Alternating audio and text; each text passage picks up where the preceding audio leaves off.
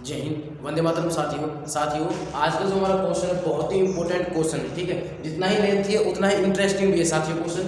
ठीक है, क्वेश्चन क्या है, एक स्कूल में छात्रों की संख्या का 5/12 लड़कियां हैं और शेष लड़के हैं। लड़कों की संख्या का 4/7 14 वर्ष से कम आयु का है और लड़कियों की संख्या का 2/5 14 वर्ष से अधिक आयु का है।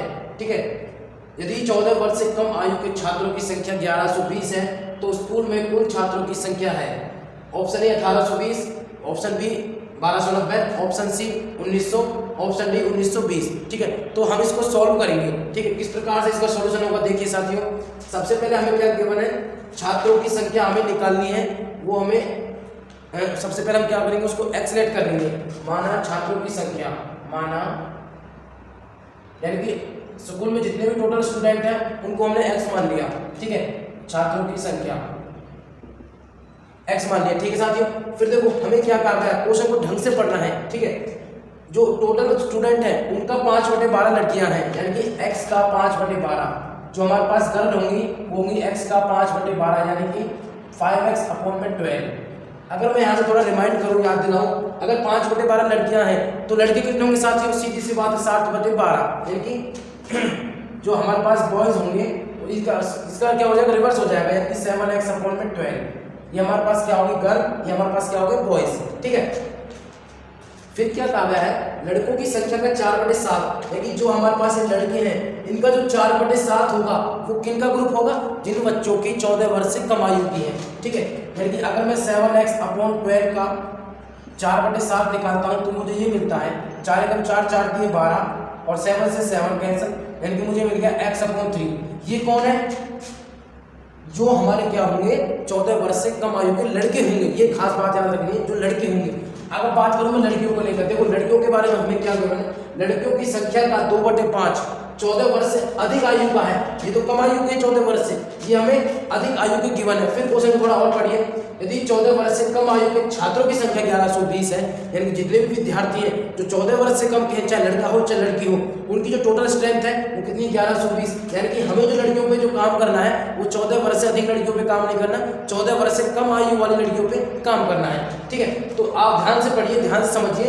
14 लड़कियों की संख्या का 2/5 14 वर्ष से अधिक आयु का है, तो सीधी सी बात है जब 2/5 14 वर्ष से अधिक आयु की लड़कियों की संख्या है तो कम कितने की होगी, तो सीधी सी बात साथियों वो होगी 3/5। यानी कि जो लड़कियों की संख्या का जो 3/5 बनेगा वो बनेगा 14 वर्ष से कम आयु की लड़कियों की संख्या का। ठीक है, तो यानी कि तो जो लड़कियों की संख्या बनेगी जो 3/5 बनेगी वो क्या बनेगी, 14 वर्ष से कम, 14 वर्ष से कम आयु की लड़कियां।